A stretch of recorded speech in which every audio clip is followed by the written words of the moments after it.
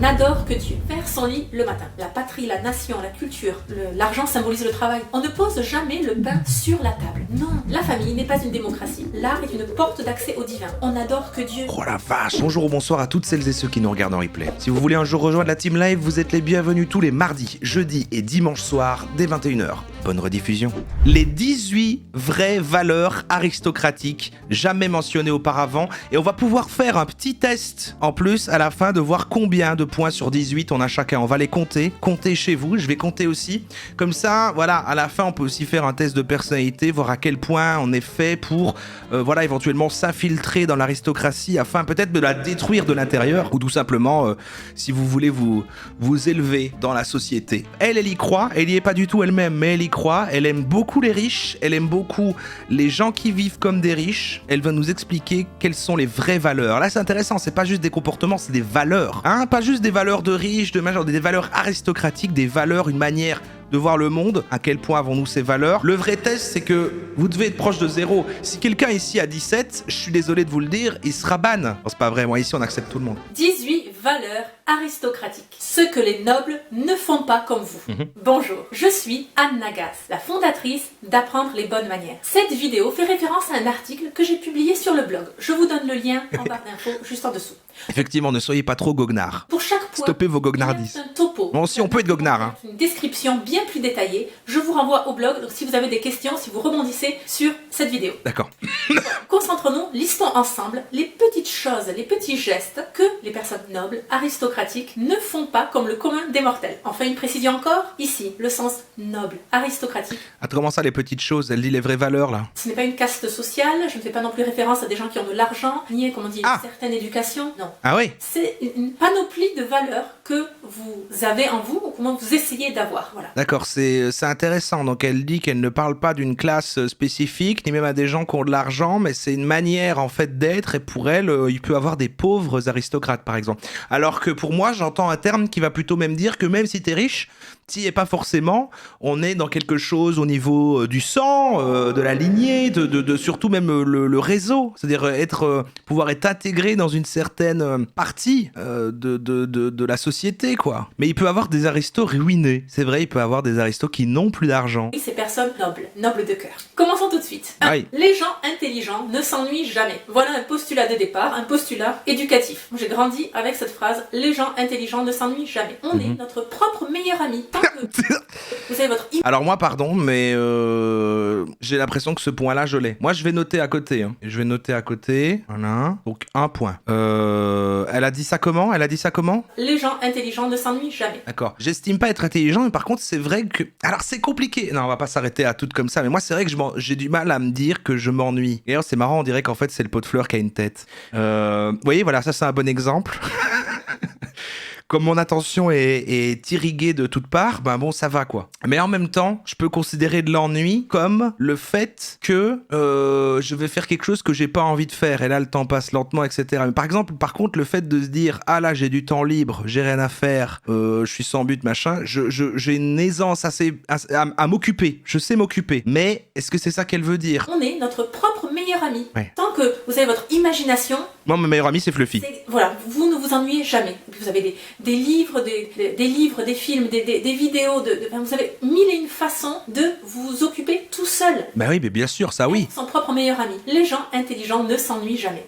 Bon, c'est triste, comme elle le dit, elle valorise ça. Alors moi, je dis pas que je suis fier de ça, hein, mais quand je vois des gens que je connais, que j'admire, parfois les compétences sociales d'être si à l'aise avec les gens et de connecter si facilement avec les gens, je vois que c'est aussi parfois des gens qui savent vraiment pas être seuls, quoi. Qui savent pas s'occuper tout seuls, qui ont besoin toujours de voir des gens. Et je me dis à ce moment-là, ah, moi je suis content d'avoir les compétences de l'autre côté. On peut pas tout avoir. Il est important de redonner du temps aux petits-enfants de s'ennuyer, de développer leur propre imagination. 2. Là, vous avez déjà connu cette situation dans la rue. Oui. Il y a une pièce d'1 centime au sol. Oui. On se demande est-ce que je l'ai ramassée ou pas. Bah non. Alors, oui, sachez qu'il faut la ramasser. Quoi? Certains d'entre vous vont dire non, je la ramasse pas, je la laisse pour les pauvres. Mais attends, si on est un aristo, on n'a pas besoin de ramasser les pièces au sol. Ça, c'est un truc d'aristo, c'est de ramasser le moins de centimes au sol? Les mendiants, les SDF sont déjà suffisamment humiliés comme ça. Ne les obligez pas en plus à devoir ramper et ramasser eux-mêmes cet argent. Vous le prenez, vous le ramassez, vous leur donnez. Ah! J'ai comme...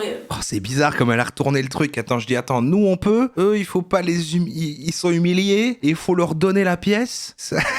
J'arrive pas à savoir où elle est douée. Comme composition, je ramasse toujours l'argent par terre et je le donne à l'église. Ouais. Je ne donne pas que 1 centime. Je me sens toujours un peu c'est pas assez, donc je rajoute de mon argent personnel. À l'église? Ne laissez pas l'argent par terre.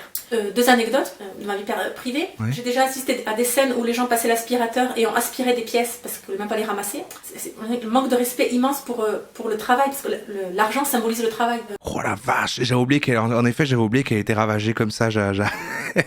Pardon. Donc l'argent représente le travail, et donc en fait, quand t'es aristo, chaque centime compte. C'est comme ça que c'est peut-être cette mentalité qui fait qu'on est riche, et donc on le ramasse, on le donne à un pauvre ou à l'église, et on n'aspire pas les pièces. Donc je nettoyais un appartement, donc on est propriétaire, on loue un appartement, un petit studio, et il nous a été rendu dans un état déplorable. Ouais. Et là, il y avait une pièce de 2 centimes, bien en évidence, d'accord? Absolument bien en évidence. Ouais. Cette personne n'a même pas, on n'avait absolument rien à faire. Elle a laissé ça parmi son bazar. Elle était au-dessus de tout ça. On ramasse l'argent tombé au sol, toujours. Ah merde, à mettre en plein écran. On ne pose jamais un livre par terre. Et pourquoi? Par respect pour ce que cela symbolise. Un livre, ça symbolise le savoir, la culture, la connaissance. Donc jamais on ne pose un livre au sol. 4. Le drapeau est toujours tenu par des gants blancs. Voilà, le porteur de drapeau a toujours des gants blancs. Oui, bon. Donc le premier point, c'était les gens intelligents ne s'ennuient jamais. Mais en fait, quand elle parlait de la pièce qu'on ne laisse pas et qu'on ramasse pas, c'est toujours ça. C'est toujours le même point. Parce qu'en fait, si on regarde le chapitrage, ça restait dans les gens intelligents ne s'ennuient jamais. À mon avis, elle a oublié de chapitrer la pièce qu'on doit ramasser. Et on ne pose jamais un livre par terre.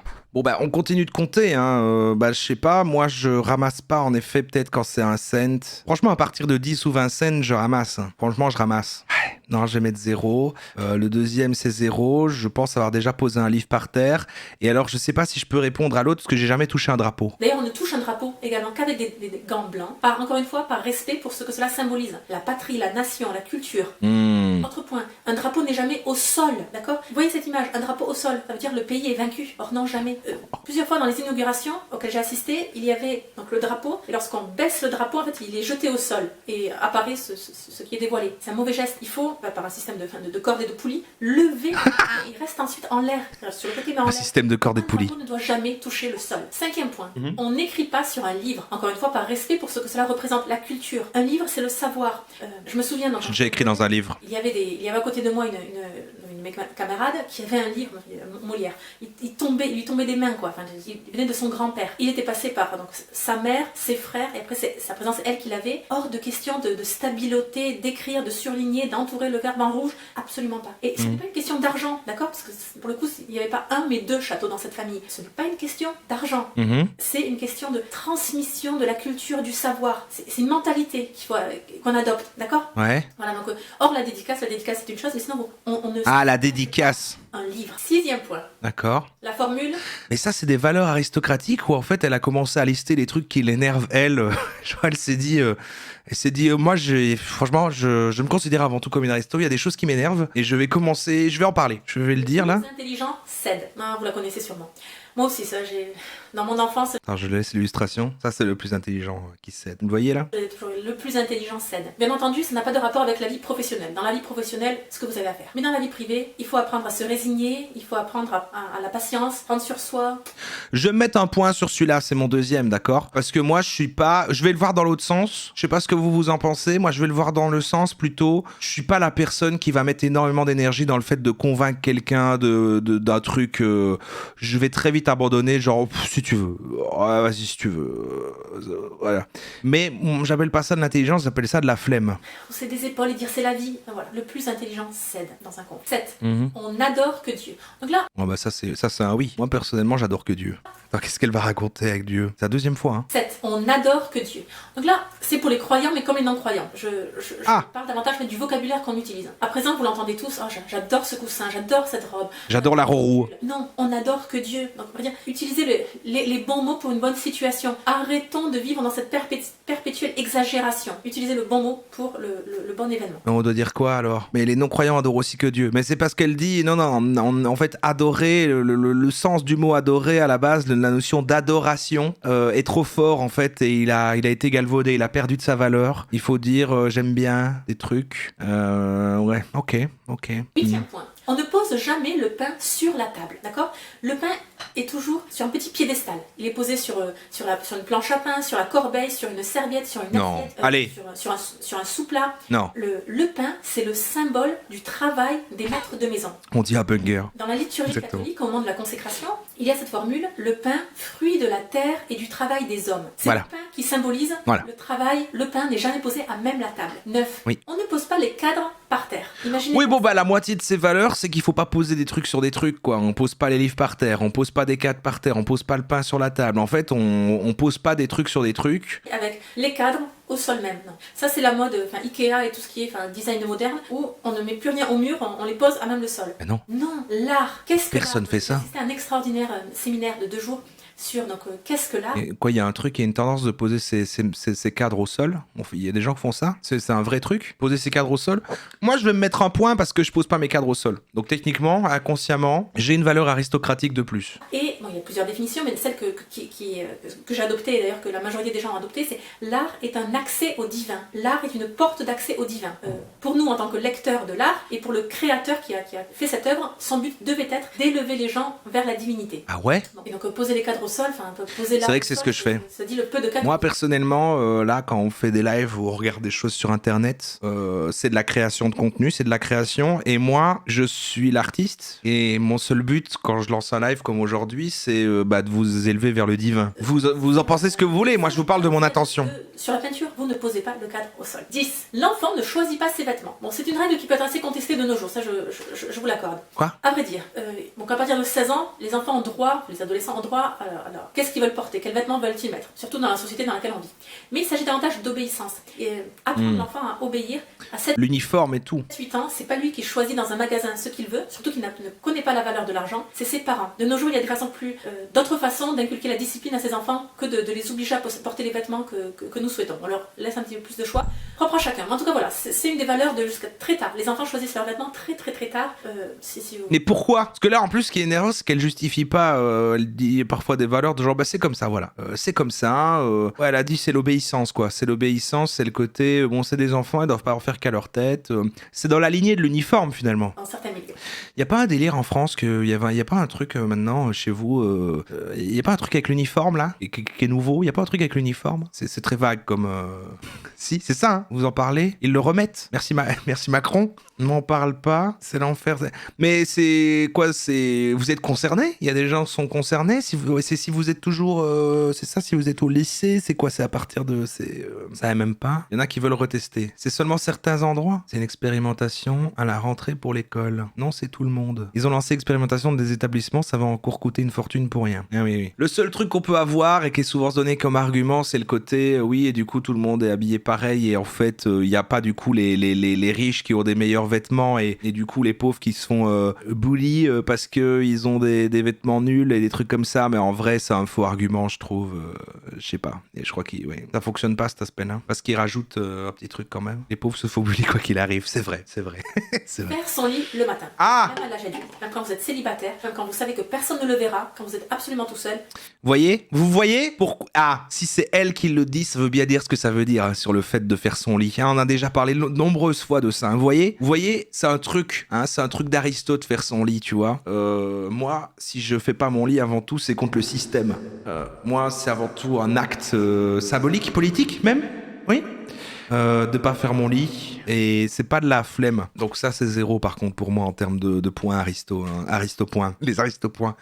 Combien avez-vous d'Aristo-points jusqu'ici? Attends, parce que du coup je crois que j'en ai sauté un, c'était les vêtements, j'ai pas, si c'est appliqué en tant que moi, j'ai pas de gosse, donc j'ai pas pu appliquer ça, donc moi j'ai envie de dire que ça compte pas. Ouais. Faire son lit le matin, c'est porteur, c'est symbole de... Moi franchement j'ai quand même 3 Aristo-points là. Demander l'autorisation avant de quitter la table. On apprend ça souvent aux enfants. Merci, est-ce que je peux sortir de table? On demande la permission aux parents. Le merci, c'est pas pour le repas. C'est normal que les parents nourrissent leurs enfants. Non, le merci, c'est merci pour la compagnie. Merci pour cette charmante compagnie. Est-ce que je peux quitter la table? Belle formule. 13e point, assez surprenant. Ouais, moi, attends, j'ai un gosse, il me dit à la fin du repas, merci pour cette charmante compagnie, est-ce que je peux quitter la table? Je pète un plomb, hein. On ne range pas son son assiette après avoir mangé. Je m'explique parce que ça peut être provoquant comme phrase. Je dis, tu continues encore à parler comme ça et tu vas te faire frapper à l'école. Hein. T'arrêtes tout de suite. Lorsque vous avez fini un repas, que vous êtes vous êtes invité quelque part ou même chez vous, de prendre son assiette, son couteau, sa fourchette, son verre et de le ramener en cuisine dans la machine et le poser dans la vaisselle. Non. Parce qu'en fait, c'est du chacun pour soi. Il faut, en fait, vous servez l'autre. Donc, quand vous avez fini le repas, vous prenez l'assiette de vos voisins, ou alors la vôtre et celle de votre voisin, et vous les ramenez en cuisine. Donc, quand il y a des fratries ou autres, en fait, vous... Mais alors comment, si tout le monde veut le faire, ça? Ah, tu prends pas ta propre assiette, comme ça tout le monde prend celle de quelqu'un d'autre, et la tienne tu la prends pas? Attends. Diviser les tâches différemment. Il y en a un qui prend le pain, la carafe d'eau, le sel et le poivre, l'autre prend toutes les assiettes, et le troisième prend les plats. Vous voyez ce que... Ah, pour pas individualiser la tâche de je m'occupe de mon assiette. D'accord, ok. Une autre répartition. Mais pour qu'il n'y ait pas ce chacun pour Mais ça n'a aucun sens. C'est chacun au service des autres, chacun au service de la collectivité. Au final, la table sera rangée, tout le monde aura participé. Ok, mais vous voyez ce que je veux dire? Symboliquement. De la même manière, on est sur le chacun pour soi, on est sur le service des autres. Quatrième point, la famille n'est pas une démocratie. La voix de l'enfant n'est pas égale à la voix du parent. Les parents décident. Ce n'est pas deux parents, deux enfants, donc 2 contre 2. Non. Hey, tant que tu vivras dans cette maison, jusqu'à tes 18 ans, c'est moi que je dis comment tu t'habilles et tu diras bien merci pour la compagnie à la fin du repas. Hein. Les parents. Bon, en tout cas, il y a beaucoup. Ces 18 trucs, c'est moitié valeur familiale old school et moitié ne posez pas certains objets par terre. Pour moi, c'est ça que j'entends. C'est eux qui décident. Et c'est une tendance, je ne sais pas si elle est américaine ou pas, je ne sais pas d'où ça vient, en toute honnêteté. Mais on observe ça, souvent on le voit dans les films américains, où les enfants ont trop droit à la parole par rapport aux adultes qui s'expriment, qui disent ce dont ils ont envie. Bien sûr, c'est leur droit, mais ce n'est pas une obligation pour les parents de respecter, d'obéir à leurs enfants. 15e point, le fameux, ça ne bizarre l'ambi quand même. défile pas à la maison. Alors là, je m'explique. Aux États-Unis, dans le système de date, de rencard, de rendez-vous amoureux, souvent, deuxième, troisième rencontre, on présente à son copain, sa copine, sa sympathie, on la présente à sa famille. Sa sympathie. La personne qu'on fréquente, on peut appeler ça une sympathie. Il faut présenter au 3e date à sa famille. En France, dans la culture française, même polonaise, donc même européenne, c'est beaucoup trop tôt. C'est encore impensable. Ah, alors, ok, c'est parce qu'on est pas américain. La culture aristocratique, déjà, ça ne défile pas. Vous présentez le seul et l'unique, d'accord? Se présenter limite à la veille des fiançailles. Voilà, comme... Ah, d'accord. Ça prend plus de temps ici parce qu'on ne présente que la personne avec qui on va partager sa vie pour toujours. Alors qu'on commence à peine à choisir soi-même ses vêtements. On commence à choisir ses vêtements. Merci pour la compagnie de ce repas. La prochaine fois, je vous présenterai non pas ma sympathie, mais ma seule et l'unique. Vous êtes sûr de votre choix, c'est lui de votre cœur, voilà. Et à ce moment-là, vous le présentez à votre famille. Mais voilà, ça, les petits copains, petites copines ne défilent pas à la maison. Le 16e... Ouais, en vrai, je trouve qu'il y a une autre règle. C'est genre, bon, ben, quand t'es plus jeune et que tu viens encore chez tes parents, bon, bah, ils sont obligés de le ou la croiser parce que, bah, il faut bien se voir et donc voilà. Puis quand t'es adulte, il y a plus besoin. Il y a plus besoin qu'ils se croisent, voilà. Le vêtement a quelque chose de sacré. On ne se sape pas, on ne porte pas des fringues, on a une très haute opinion de nous-mêmes. D'accord. Le premier point, c'est que vous êtes votre propre meilleur ami. Ah oui, c'est vrai. Le corps a de la valeur. Mon bro. La façon de se vêtir est importante et vous êtes respectueux envers vous-même. Le vêtement a quelque chose de sacré, il couvre votre corps qui est sacré, d'accord, qui est un joyau, qui est précieux. Aïe. C'est encore une fois, c'est une mentalité. Il n'y a pas grand-chose qui change par rapport D'accord. à ceux qui n'ont pas ce point de vue. Mais vous voyez après le... Respectez-vous, quoi. Voilà. Ça vient même de... C'est sacré. On va pas rouler les vêtements en boule, on va pas les lancer, on est moins dans ce consumérisme, dans cette des pulsions d'achat vestimentaire. Il y a quelque chose de sacré dans le vêtement. Le vêtement est sacré. Alors attends, j'ai oublié parce que du coup, donc ok, la famille, le fait de pas d'autorité, pareil, je sais pas. La rencontre avec sa sympathie, ça sera un 0. Et le vêtement... Bah, je vous le dis, peut-être les premières semaines ici, c'est-à-dire que moi, notre garde-robe, notre dressing ici dans la chambre avec Rara, il est divisé en 2. Elle, c'est parfaitement rangé, tout ça. Et moi, au début, j'ai essayé de commencer à mettre des parties pour certains vêtements ou autres. Je vous le dis avec toute transparence. Maintenant, j'attrape comme ça la boule de vêtements du séchoir et je pousse cette boule de vêtements à l'intérieur du dressing comme ça et ensuite je ferme. Et ensuite, je le réouvre de temps en temps et je fouille là-dedans. Je fais, ah bah voilà, là il y a un t-shirt. Attends, il me faudra un slip, il y en a bien un qui traîne là-dedans quelque part. Et voici la relation que j'ai avec mes vêtements. J'en ai honte, j'en ai plutôt honte. Qu'est-ce que vous voulez que je vous dise? Et là, je le développe, je vous renvoie vraiment C'est pas sacré, quoi. au blog, parce que je le développe beaucoup plus, je donne des citations exactes. J'essaie de m'améliorer. L'aristocrate de cœur, l'aristocrate, parce qu'il est supérieur aux autres, est à leur service. C'est vraiment une mentalité à adopter. Pareil, mais j'aime bien. On se sent... J'aime bien quand je dis des choses comme ça et que je me sens pas seul et que vous dites pareil. Non, tu dis pauvre Ara, mais pas du tout. Parce que quand c'est des lieux qui sont partagés, j'ai un fort respect de... Ah non, parce que du coup, là, je vais pas laisser traîner des trucs... Mais comme en fait, là, c'est un peu comme mon bureau, par exemple. Cette pièce, c'est la seule pièce qui est que à moi. Du coup, je m'en fous, que ce soit rangé ou machin, mais tout le reste. Mais pareil, là, c'est ma partie du dressing qui reste fermée et qui me concerne que moi. Donc, je m'autorise. En fait, c'est comme si les petites parties où je pouvais encore avoir le contrôle comme ça, bah du coup, voilà, j'en ai rien à foutre, quoi, en fait. Pas du tout. Dans l'écrasement, c'est parce que je suis meilleur que je m'abaisse devant toi. Quoi? Quelque chose de très chrétien, d'ailleurs, transparaît dans... C'est très chrétien, tout ce qu'elle dit. Hein. C'est quoi le service? La notion du service, on sert les autres, d'accord? Oui, ok, oui. Dans ce point-là. 18e point, la capacité à faire fortune. Je parle d'argent, et pas seulement, donc encore une fois, plus de mentalité. Ah ouais? Pour vous citer l'exemple de ma famille, qui est polonaise. Deuxième guerre mondiale, à nouveau la ruine. Après la Deuxième Guerre mondiale, le stalinisme est passé par là, donc à nouveau confiscation des biens. On travaille pour reconstruire la fortune familiale. Là-dessus, il y a le communisme qui à nouveau confisque tout. Aïe, aïe, aïe. À zéro. Ensuite, on passe par le capitalisme, bon bref, etc. etc. Ouais. Donc à chaque fois, en fait, on est privé de tout, il faut retravailler pour revenir à c'est injuste. où on est privé, donc. Pour moi, c'est injuste. C'est cette conviction mentale que je l'ai fait une fois, je peux le refaire. Mm. C'est ça, voilà, cette capacité à faire fortune. Peu importe si ça se traduit en chiffres, en argent, content à la fin. Et même si on m'a pris toutes mes possessions, je reste qui je suis. Mm. Il y a une définition de la culture qui circule dans ma famille que j'aime beaucoup. La culture, c'est ce qui reste quand on a tout oublié. Bonne définition de la culture générale. Elle a d'être ça. C'est ce qui reste quand on a tout oublié. Et donc de même, ce qui reste quand on vous a tout confisqué, Là, tous les biens matériels. Donc vous croyez qu'elle mitonne ou qu'elle a quand même vraiment du coup une éducation aristocratique depuis le début et qu'elle a une famille qui avait une certaine richesse, etc. et que c'est pour ça qu'elle veut transmettre ça? Peut-être quand même qu'il y a un vrai truc, hein. Il y a un vrai truc depuis l'enfance. Elle n'a pas appris avec le temps, hein. Je veux bien la croire. Et on dira ce qu'on veut, hein, mais au moins on possède nos trucs, hein. Vous aimeriez vivre dans un monde, vous, où genre t'as une voiture, c'est pas ta voiture, quoi? C'est quoi? Et ton voisin, il peut prendre ta voiture? C'est quoi ce monde? Faire votre bonne volonté. J'espère que cette vidéo vous a plu. Pour plus d'informations justement à ce sujet, cliquez sur le lien en dessous. Ça fait la bus. À l'article du blog. Également sur le site, vous pouvez télécharger le guide des mondanités. Ah, le guide des mondanités. Bon, c'est fini. Vous avez eu combien sur 18? C'est pas mal. 0, 4, 3, 6 quand même. Lucie Beauclainville, ok. 2, 1 pour le respect. 2 à 3. Effectivement, moi j'ai 3. Bon, ça va. Ah ouais, 8 quand même des dinosaures. D'accord. 19. 4, 2, oui, c'est une moyenne. Je pense que c'est logique qu'il y en ait quand même 2, 3. C'est logique qu'il y en ait quand même 2, 3. Ceux qui disent des 8 et des 9, là, vous m'effrayez un peu. Ah, il y a un sondage carrément. Allez, moi c'est du 0 à 4, je vote. C'est intéressant de voir s'il y a beaucoup de plus... Et n'ayez pas honte si c'est plus de 8. On saura pas vous retrouver. Hein. Le communisme ne viendra pas prendre vos biens. Hein. Pas de problème. T'as plus de 6, c'est que t'as pas de sol. Ah oui, attention. C'est vrai que si déjà vous êtes le genre de personne qui aime pas du tout poser des choses au sol, pour moi vous avez beaucoup de points. Il y a vraiment beaucoup de points basés là-dessus. Moi c'est là que j'ai eu mes points, hein, je crois. J'ai quand même pas mis de points. Je crois que j'ai déjà posé un livre au sol, mais les cadres non. C'est là-dessus que ça s'est joué. Hein. Oui, je pense que les meubles étaient autorisés. D'ailleurs là en fait on voit pas. Je sais pas si son meuble est posé au sol ou s'il est posé sur un petit piédestal comme le pain à table. Mais ok.